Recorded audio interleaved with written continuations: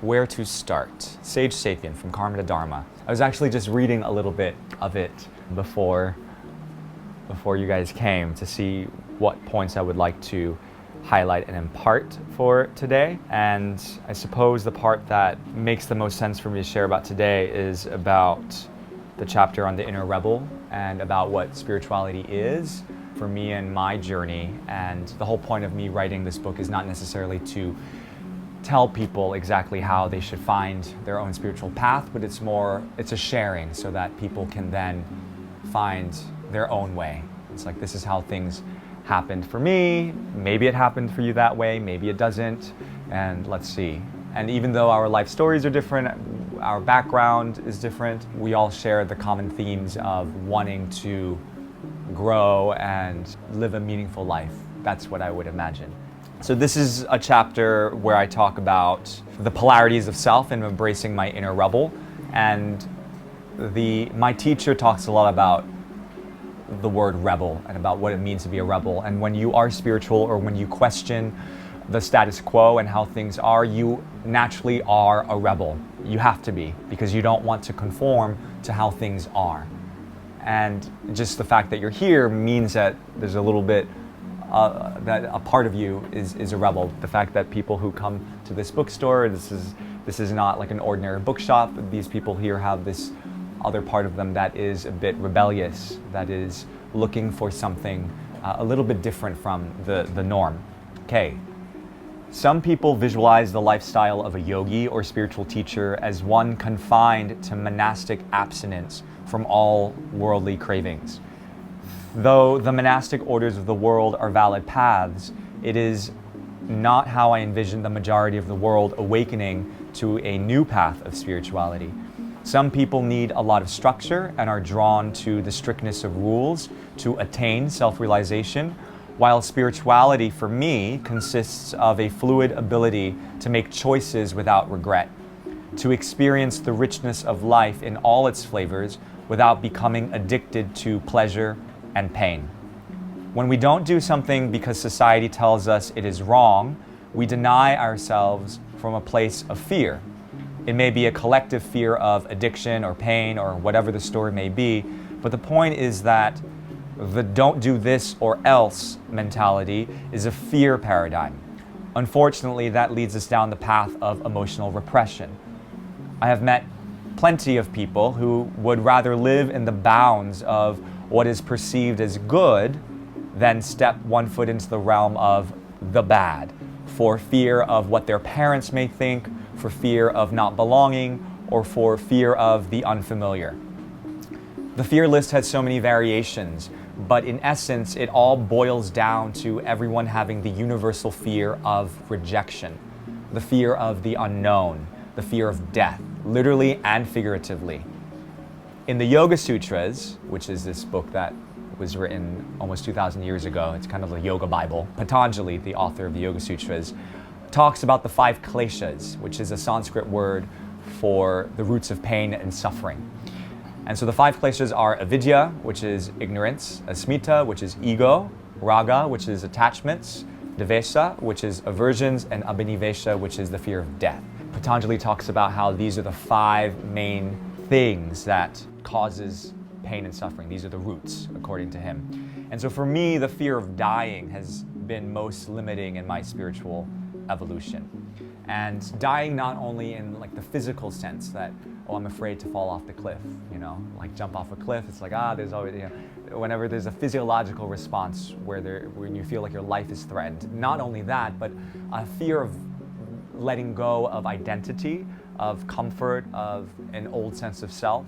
So every 3 years or so, I've been in Singapore 6 years, and I would say every 2 to 3 years, it almost feels like I'm a different person, like a snake shedding skin. And there are new stories, there's new relationships, there's new people, and there had to be a dying of sorts, of an old version of me in order to come into the me that I am now. That's always been a challenge for me in the letting go of an identity that I've created for that time.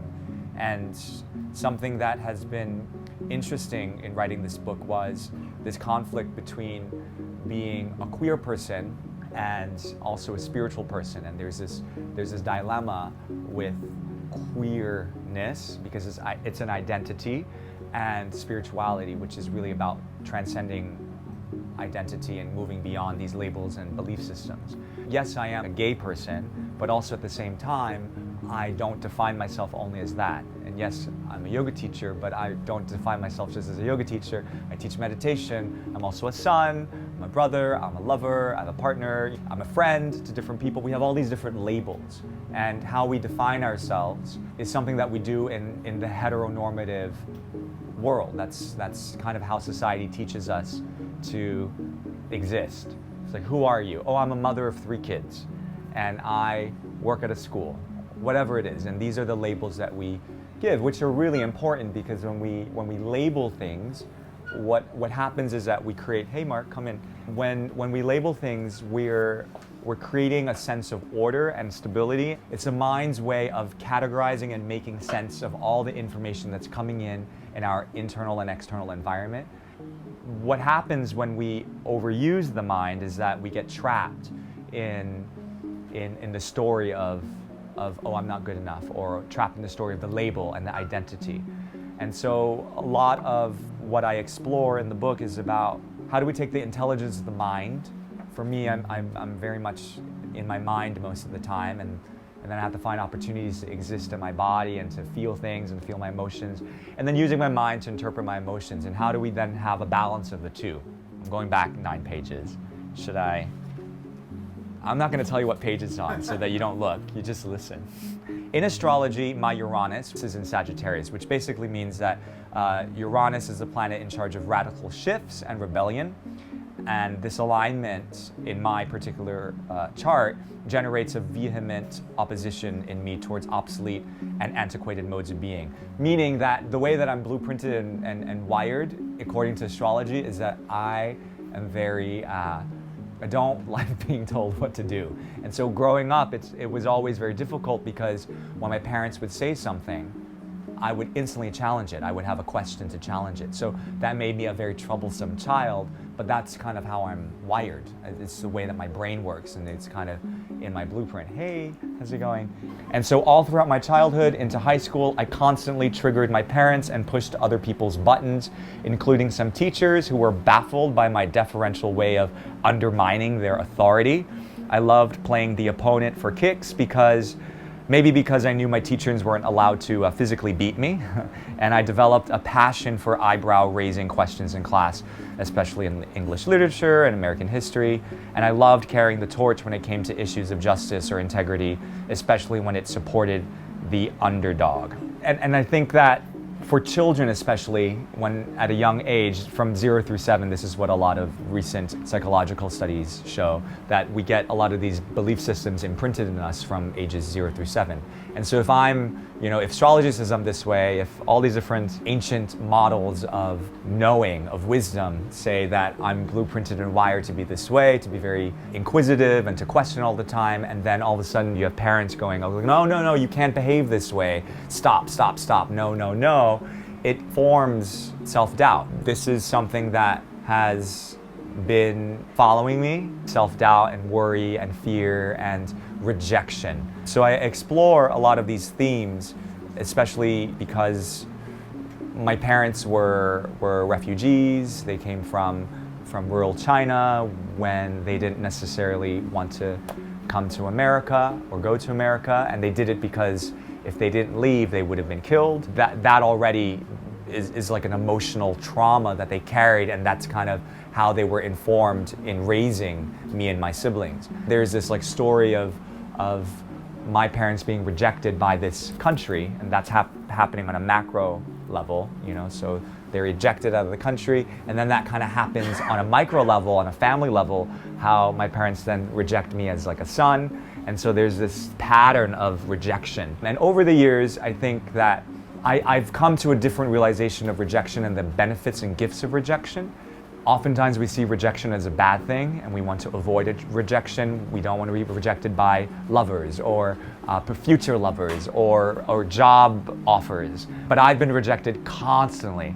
I used to be an actor. I went to school for theater, and so it's like you're literally walking into a world of rejection, and you take it really personally because it's not like you're going in for like a math test or something and you got the equation wrong. It's like, oh no, we don't like you, so next. And so you kind of like start to go, oh God, and you start to feel all this. But going through that, and then going through that with my family, and then going through that with like strange relationships with different like lovers, it really taught me like, oh, this is an opportunity to learn that all this rejection is just preparing me for something else, to become more resilient for something else that I can't quite see yet. So rejection is a huge theme in this book.